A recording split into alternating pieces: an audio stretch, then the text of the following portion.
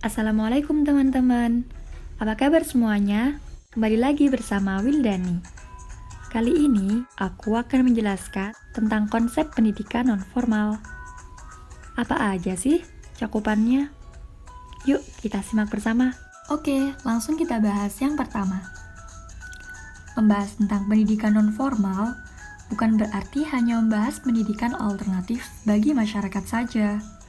Namun, berbicara pendidikan non-formal adalah berbicara tentang konsep pendidikan non-formal yang tidak dibatasi oleh waktu, usia, jenis kelamin, ras, kondisi sosial budaya, ekonomi, agama, dan lain-lain. Pendidikan non-formal memiliki peran yang sangat penting, yaitu berkaitan dengan konsep pendidikan berkelanjutan dengan konsep pendidikan sepanjang hayat. Nah, hal ini dapat dilihat dari beberapa karakteristik. Di antaranya yaitu memiliki perhatian khusus pada kategori atau sasaran tertentu, terfokus pada program yang sesuai dengan kebutuhan kita, kemudian fleksibel dalam pengorganisasiannya, serta sebagai pelengkap pendidikan di sekolah. Oke teman-teman, setelah kita membahas tentang pendidikan non-formal dan pendidikan luar sekolah, selanjutnya kita akan bahas tentang pendidikan yang berkecimpung dalam bidang keagamaan. Yuk kita simak bersama.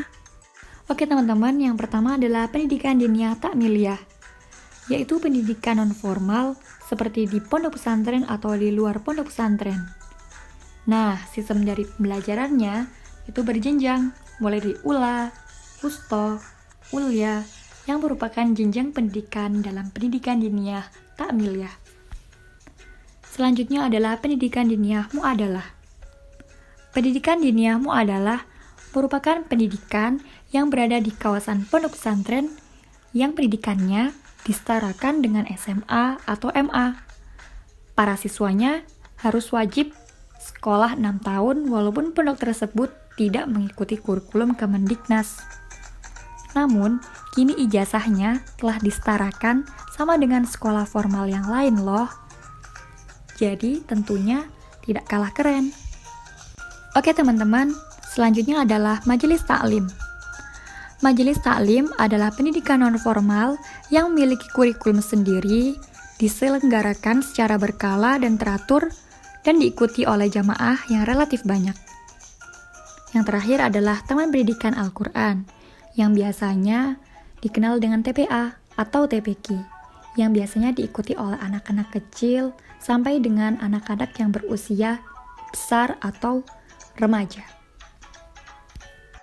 Oke teman-teman, selanjutnya kita akan bahas tentang pendidikan non-formal, yaitu lembaga kursus, lembaga diklat, dan homeschooling. Masih pada semangat kan semuanya? Yuk kita simak kembali. Oke teman-teman, yang pertama adalah lembaga kursus. Nah, lembaga kursus dan lembaga diklat memiliki orientasi yang sama, yaitu sebagai pendidikan non-formal yang diselenggarakan bagi masyarakat yang memerlukan bekal pengetahuan, keterampilan, kecakapan, dan sikap untuk mengembangkan diri, mengembangkan profesi, dan mengembangkan minat dan bakat yang mereka miliki. Lembaga kursus dan lembaga diklat sama-sama membimbing peserta didiknya dalam bidang akademik maupun bidang non-akademik, seperti yang ada di lembaga diklat atau lembaga kursus yang hanya memberi bimbingan pada sasaran tertentu dan terfokus pada bidang dan target yang telah ditentukan. Oke teman-teman, masih berlanjut ya. Selanjutnya kita akan sedikit membahas tentang homeschooling. Homeschooling ini sama dengan pendidikan formal atau sekolah. Hanya saja, waktu dan tempat yang mereka gunakan adalah waktu yang fleksibel, sehingga dapat disesuaikan dengan waktu dan tempat yang diinginkan oleh peserta didik. Sehingga Homeschooling masuk pada pendidikan non-formal karena tidak terikat oleh peraturan dan prosedur-prosedur yang terikat.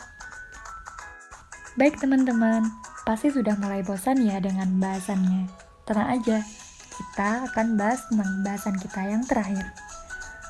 Mengingat kondisi pada saat ini di era pandemi COVID-19, para siswa yang harus belajar di rumah saja dan belajar melalui media sosial pastinya sudah sangat bosan. Dan di era new normal yang akan diterapkan, pendidikan non-formal tentunya dianggap sangat memiliki peluang yang baik dan tepat. Kenapa? Karena pendidikan non-formal dianggap fleksibel tanpa adanya peraturan dan terfokus terhadap apa yang menjadi tujuan dan sasaran. Namun, jangan salah teman-teman, pendidikan non-formal juga pastinya memiliki kelemahan. Antara lain yaitu, peserta didik mungkin saja akan lebih santai karena tidak merasa terikat dan diketati oleh peraturan.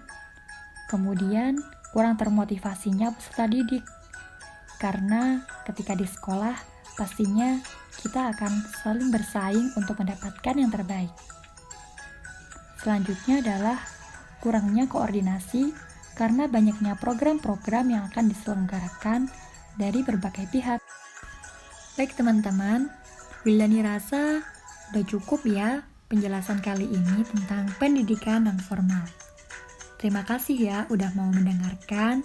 Semoga bermanfaat dan dapat menambah wawasan teman-teman semua.